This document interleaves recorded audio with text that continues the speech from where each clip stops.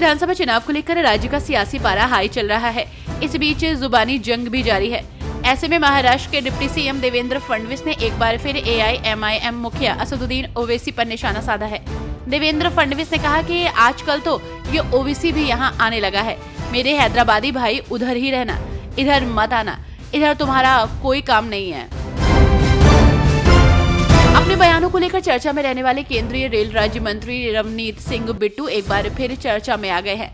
दरअसल उनके एक के बाद एक बयान से 4 सीटों पर उपचुनाव लड़ रहे भाजपा उम्मीदवारों की मुश्किलें बढ़ रही हैं। बिट्टू, जिन्हें लुधियाना संसदीय सीट पर कांग्रेस के प्रदेश प्रधान अमरिंदर सिंह राजा वड़िंग ने हराया था, अब गिद्दरबाहा में जाकर राजा वड़िंग की पत्नी अमृता वड़िंग के खिलाफ पार्टी उम्मीदवार मनप्रीत बादल के लिए प्रचार कर रहे हैं। जम्मू कश्मीर में नई सरकार बनते ही राज्य में हलचल तेज हो गई है। ऐसे में सरकारी कर्मचारियों को आतंकी गतिविधियों में शामिल होने पर बर्खास्त करने के फैसले के खिलाफ आवाज उठने लगी है। पीडीपी प्रमुख महबूबा मुफ्ती ने मुख्यमंत्री उमर अब्दुल्ला को पत्र लिखकर इस नीति की समीक्षा करने और समिति बनाने की मांग की है। उन्होंने कहा कि प्रभावित व्यक्तियों या उनके परिवारों को अपना पक्ष रखने का मौका दिया जाए और उन्हें वित्तीय सहायता प्रदान की जाए।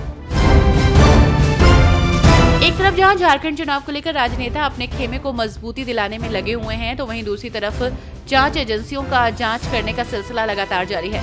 इसी बीच वोटिंग से एक दिन पहले ईडी की छापेमारी से हड़कंप मच गया। ईडी ने यह छापेमारी बांग्लादेशी घुसपैठियों से जुड़े मनी लॉन्ड्रिंग मामले में की है।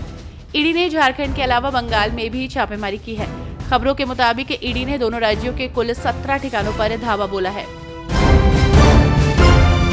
बीते दिन सीएम आतिशी के नेतृत्व में कैबिनेट की बैठक हुई है। इस बैठक में दिल्ली सरकार ने बस मार्शलों की स्थायी नियुक्ति के मसले पर बड़ा फैसला लिया है। कैबिनेट की बैठक में लिए गए फैसले के मुताबिक दिल्ली सरकार के सभी मंत्री एक प्रस्ताव भेजकर एलजी विनय सक्सेना से बस मार्शल्स को स्थायी करने के लिए पॉलिसी बनाने की मांग करेंगे।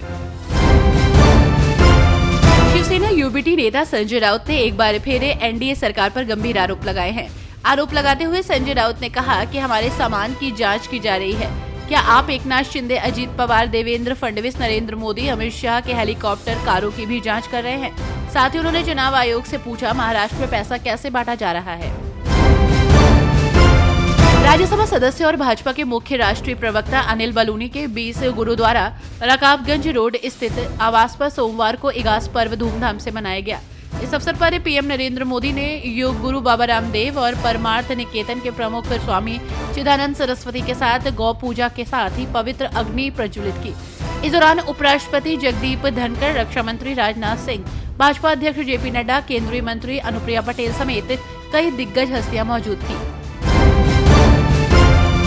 महाराष्ट्र चुनाव को लेकर राज्य का सियासी पारा हाई चल रहा है। नेता एक दूसरे पर जमकर आरोप प्रत्यारोप लगा रहे हैं। इस बीच बीजेपी प्रवक्ता शहजाद पूनावाला ने शिवसेना यूबीटी नेता आदित्य ठाकरे पर निशाना साधा। उन्होंने कहा कि पहले वो अपने परिवार के आदर्शों को बचाएं, क्योंकि वो उन लोगों के साथ बैठे हैं जो राम मंदिर का विरोध करते हैं। बीजेपी प्रवक्ता ने कहा कि आदित्य ठाकरे बिल्कुल सही कह रहे हैं, क्योंकि उनका सिंबल और वोटर चला गया। झारखंड चुनाव को मद्देनजर रखते हुए सभी दलों ने वोटरों को साधने के लिए राजनीतिक वादों की झड़ी लगा दी है। इस बीच झारखंड में सत्तारूढ़ जेएमएम ने अपने चुनावी घोषणा पत्र को जारी कर दिया है। 22 पन्ने के इस घोषणा पत्र में जेएमएम ने कृषि, शिक्षा, रोजगार, महिला, स्वास्थ्य, सामाजिक सुरक्षा, उद्योग, शहरी विकास, पर्यटन और खेल कूद के क्षेत्र में बड़े वादे किए हैं। इसमें सबसे बड़ा वादा आरक्षण को लेकर किया गया है, जिसे बढ़ाकर 67% करने की बात कही गई है। Mumbai Ahmedabad high speed bullet train corridor पर ट्रायल के दौरान देश में बनी हाई स्पीड ट्रेन दौड़ सकती है।